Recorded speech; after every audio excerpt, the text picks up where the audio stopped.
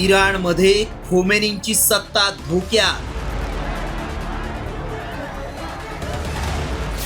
इराणची जनता का उतरली रस्त्यावर? 2022 नंतर सर्वात मोठं जन आंदोलन. दक्षिण इराणमधल्या फार्स प्रांतातलं हे दृश्य. इराणी जनतेचा हा संताप आहे इराणचे सर्वोच्च नेते आयातुल्लाह अली खोमेनी यांच्यावर. इथल्या फासा शहरात आंदोलकांनी सरकारी इमारतीत घुसण्याचा प्रयत्न केला. फासा इथल्या गव्हर्नमेंट कार्यालयाचं गेट तोडण्याचाही प्रयत्न करण्यात आला. याशिवाय खुजेस्तान प्रांतातील रामहरजोन शहरात स्थानिक गव्हर्नरशिपवर ताबा मिळवण्याचा प्रयत्न झाला. तर काही ठिकाणी सरकारी कार्यालयांना आग लावण्याचे प्रयत्न देखील करण्यात आले. या घटनांमुळे सरकार आणि सुरक्षा यंत्रणांची चिंता वाढली आहे. या आंदोलनाची सुरुवात झाली ती राजधानी तेहरानमधून. सगळ्यात आधी दुकानदारांनी निषेध व्यक्त करत दुकानं बंद ठेवली.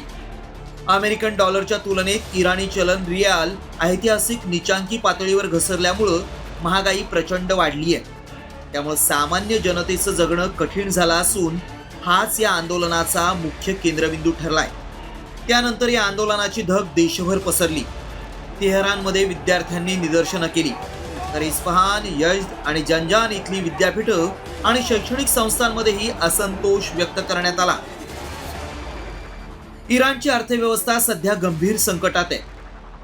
उपलब्ध माहितीनुसार डिसेंबरमध्ये देशातील महागाईचा दर तब्बल 42.2% इतका होता.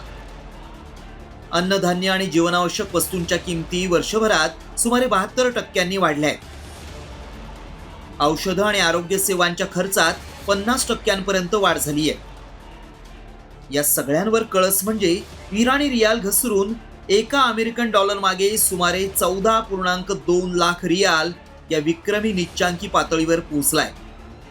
या परिस्थितीमुळे संतप्त नागरिक रस्त्यावर उतरले असून अनेक शहरांमध्ये मोबाईल आणि इलेक्ट्रॉनिक्स दुकानं बंद ठेवण्यात आली आहेत. महागाई व्यतिरिक्त इराणमध्ये तीव्र पाणी कपातही जनतेच्या रोषाला कारणीभूत ठरली आहे.